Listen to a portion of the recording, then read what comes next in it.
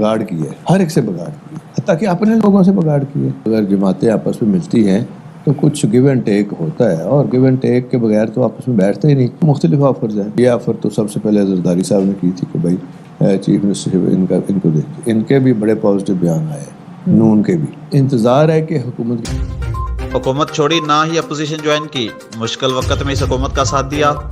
आप भी हुकूमत के इत्तेहादी हैं, वज़ीर आज़म ईमानदार और उनकी नीयत भी अच्छी है। इत्तेहादियों के साथ मुशावरत से चला जाए तो हुकूमत का फ़ायदा है। चौधरी परवेज़ इलाही कहते हैं, जमातों के अंदर मुख्तलिफ आरा होती है, लेकिन फैसले बाहमी मुशावरत से ही किए जाते हैं। अवामी मसाइल की निशानदही पहले दिन से ही कर रहे हैं। Punjab group of colleges Pakpattan में 3 रोज़ा स्पोर्ट्स टाकरा 2022 की इफ्तिताई रंगारंग तकरीब के मौका पर assistant commissioner Mian Sarmad, deputy director colleges Sherbaz Khan के साथ साथ नौजवान तलबा ने भरपूर शिरकत की।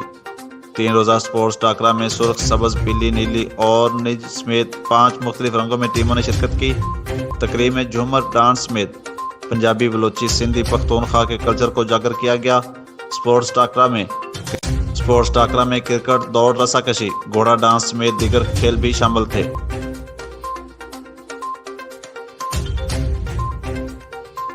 कसूर में मनशियात का बड़ा नेटवर्क पकड़ा गया, करोड़ों रुपए मालियत की हेरोइन बरामद। थाना मंडी उस्मानवाला पुलिस ने कार्रवाई करते हुए मनशियात का बड़ा नेटवर्क बेनकाब करके बैनुल अजलाई मनशियात फरोश गैंग के 2 मुलजमान को गिरफ्तार कर लिया।